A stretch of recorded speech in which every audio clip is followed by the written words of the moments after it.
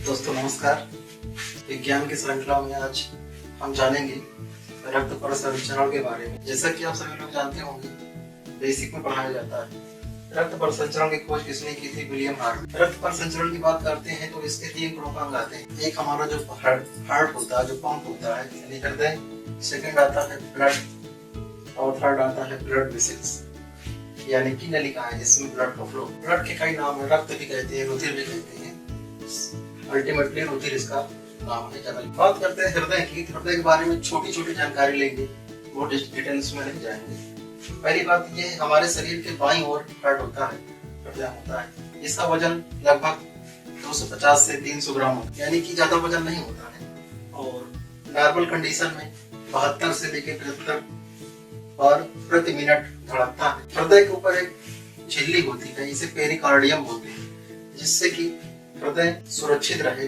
और उस झिल्ली के अंदर एक फ्लूइड भरा होता है, पेरिकार्डियम फ्लूइड उसे बोलते हैं। और अगर बात करें कितने भाग होते हैं हार्ट के अंदर, तो स्तनियों में 4 भाग होते हैं, वैसे मनुष्य में भी 4 भाग होते हैं। 2 आलिंद और 2 नींद। चारों भाग एक दूसरे से अलग अलग होते हैं और उन्हीं के बीच में वाल्व लगे होते हैं, जिनके माध्यम से ब्लड का फ्लो होता है। काम कैसे करता है इसके बारे में देखते हैं। जैसे कि हृदय के पास जब अशुद्ध रक्त आता है, अशुद्ध रक्त से तात्पर्य होता है कि जिस ब्लड में ऑक्सीजन की मात्रा ना होके कार्बन डाइऑक्साइड की मात्रा ज्यादा हो और वह ब्लड हल्का सा नीलापन या हल्का सा ब्लैकिश होता है, तो वो होता है अशुद्ध रक्त। हृदय के पास अशुद्ध रक्त आता है, हृदय पंप करता है, वो अशुद्ध रक्त पहुंचता है हमारे लंग्स, हमारे फेफड़े तक। फेफड़े में बहुत सारे एल्विलाई होती है, करीब 15 करोड़ एल्विलाई पाई जाती है। वो एल्विलाई क्या करती हैं, जो हम नाक से सांस लेते हैं, तो नाक से सांस लेने पर जो ऑक्सीजन होती है, जो हवा होती है, अंदर आती है और यहाँ पर ऑक्सीजन का एक्सचेंज होता है। कार्बन डाइऑक्साइड गैस यहाँ से रिलीज होती है और ऑक्सीजन गैस हमारे ब्लड में मिल जाती है।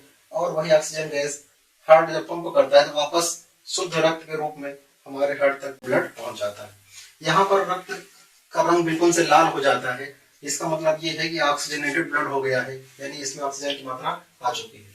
और नेक्स्ट, जब हार्ट के पास अच्छा शुद्ध ब्लड आ चुका है तो वो शरीर के यूज के लिए भेजेगा, तो हार्ट फिर से पंप करता है, तो शुद्ध रक्त पूरे शरीर में सिर से लेकर पैर तक पूरे अंगों तक डिस्ट्रीब्यूट हो जाता है, फैला दिया जाता है। इसके बाद शरीर की कोशिकाएं जो होती हैं उस ऑक्सीजन का इस्तेमाल करती हैं, ऑक्सीडेशन करती हैं। ऑक्सीडेशन करने के बाद क्या होता है, एनर्जी जनरेट होती है, ऊर्जा प्राप्त होती है।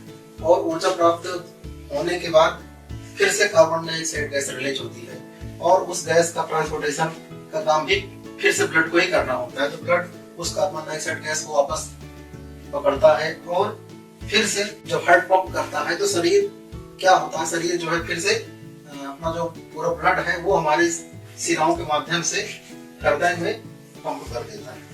जो ही हृदय के पास अशुद्ध रक्त पहुंचता है, हृदय फिर वही साइकिल अपनाता है, उसे अशुद्ध रक्त को उठा के फेफड़े तक यानी लंग्स तक, लंग्स शुद्ध करता है, फिर हृदय के पास, हृदय फिर शरीर के पास, शरीर फिर हृदय के पास, हृदय फिर लंग्स के पास।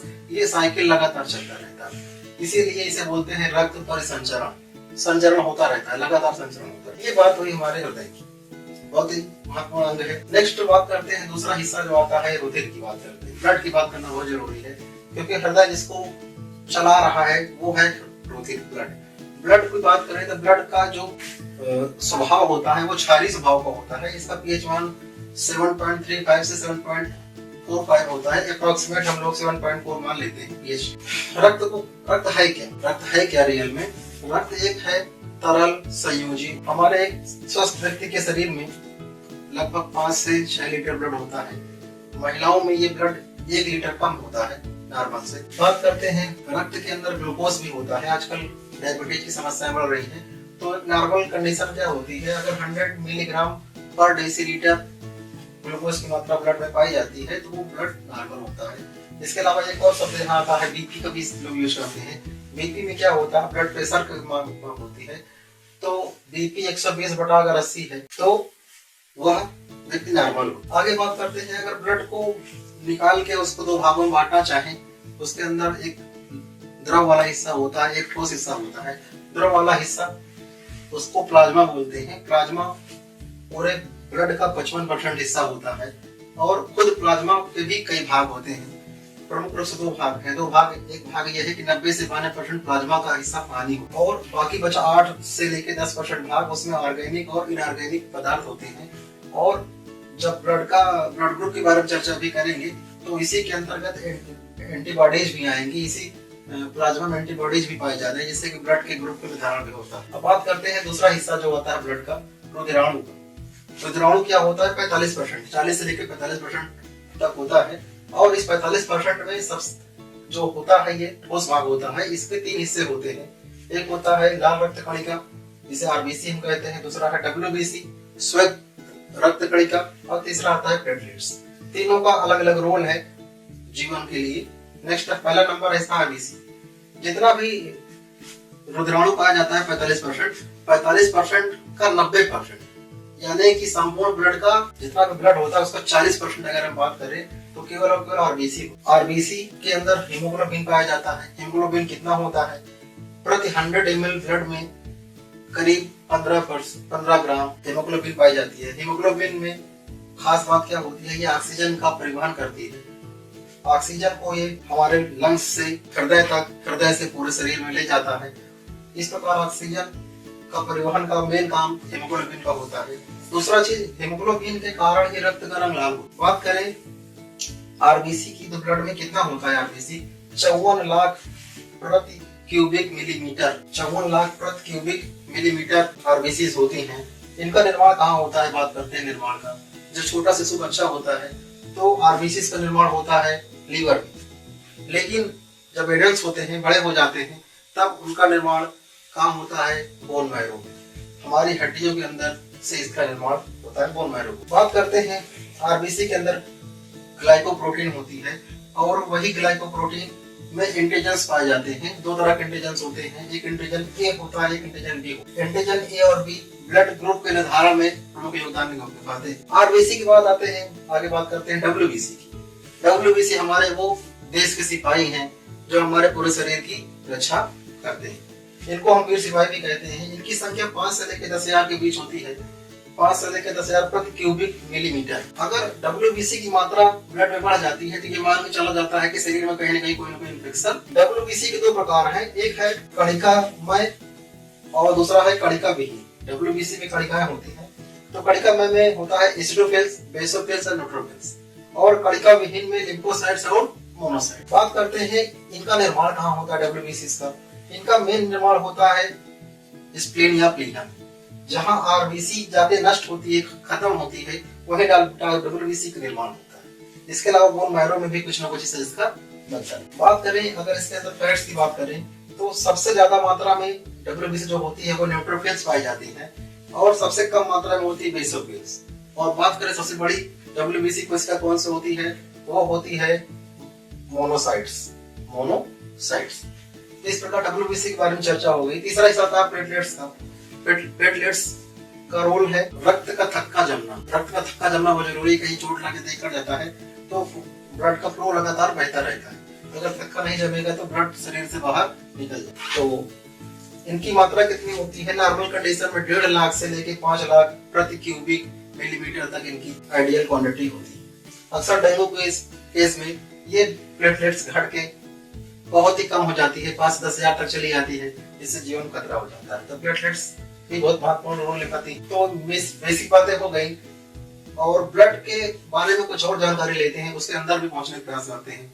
बात करते हैं एंटीबॉडीज की। बात अभी किए थे प्लाज्मा के बारे में। प्लाज्मा के अंदर एंटीबॉडीज पाई जाती हैं जिनका नाम है एंटीबॉडी ए, एंटीबॉडी बी। खास बात यह है अगर हमारे ब्लड यानी आरबीसी में एंटीजन ए अवेलेबल है तो प्लाज्मा में हमेशा इसके उल्टा एंटीबॉडी अवेलेबल होगी, यानी कि एंटीबॉडी बी अवेलेबल होगी। अगर हमारे आरबीसी में एंटीजन बी अवेलेबल है पाया जाता है तो इसका ठीक उल्टा एंटीबॉडी ए पाया जाता है।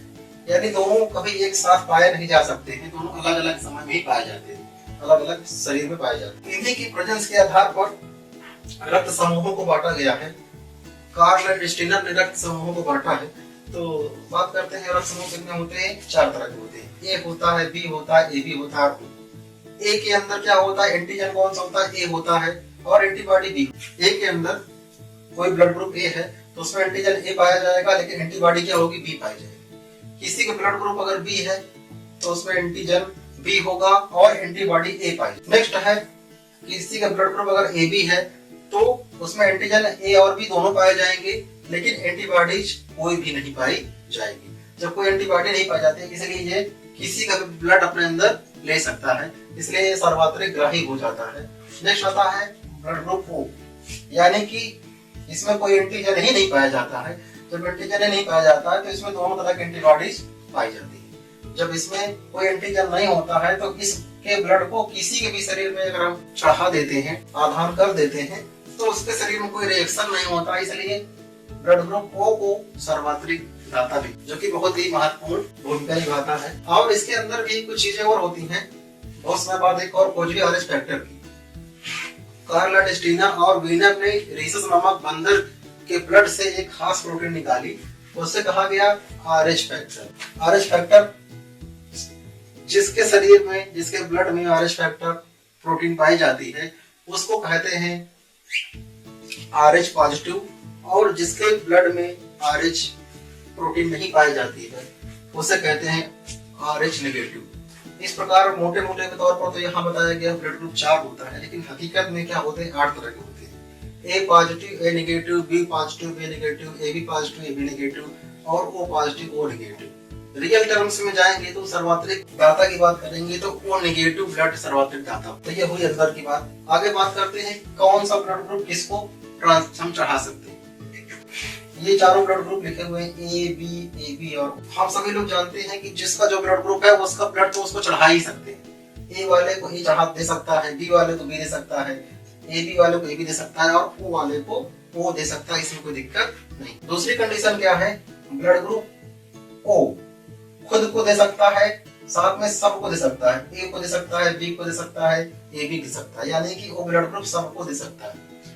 नेक्स्ट आता है ए बी। ए बी क्या होता है, ए से ले सकता है, बी से ले सकता है, ओ से ले सकता है और ए बी से तो ले ही सकता है, यानी सबसे ये ले सकता है। तो इस प्रकार लेने के मामले में सबसे आगे है ए बी, यानी सर्वत्रिक ग्राही, और ओ सब सर्वत्रिक दाता। इस प्रकार हमने ब्लड से संबंधित ढेर सारी जानकारी पर आप लोगों से चर्चा की। आशा करते हैं कि आप लोगों को समझ में आया। एक बार फिर से क्विक रिवीजन 2 मिनट के अंदर। रक्त परिसंचरण के अंतर्गत 3 चीजें आती हैं, हृदय, रुधिर और रुधिर वाहिकाएं, जिसमें धमनी और शिराएं आती हैं। इनके बारे में जिक्र अभी यहाँ पर नहीं करेंगे।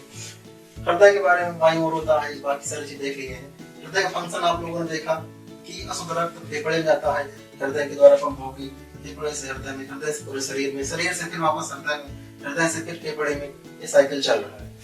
रुधिर के बारे में बात करना, क्षारीय होता है, तरल से जो ऊतक है 5 लीटर शरीर में पाया जाता है। 2 भाग होते हैं, प्लाज्मा और रुधिराणु। प्लाज्मा 55% होता है, इसके अंदर 90% पानी होता है प्लाज्मा में, और रुधिराणु के अंतर्गत आरबीसी, डब्ल्यूबीसी और प्लेटलेट्स पाए जाते हैं। आरबीसी के अंदर हीमोग्लोबिन है जो ऑक्सीजन का परिवहन करता है, और इनका निर्माण बोन मैरो में होता है और ये नष्ट होती हैं प्लीहा में। नेक्स्ट डब्ल्यूबीसी क्या होती है, रोगों से लड़ने के लिए हमारे जो सिपाही होते हैं, और 2 तरह के होते हैं, एक कणिका युक्त होती है, एक कणिका विहीन होती है।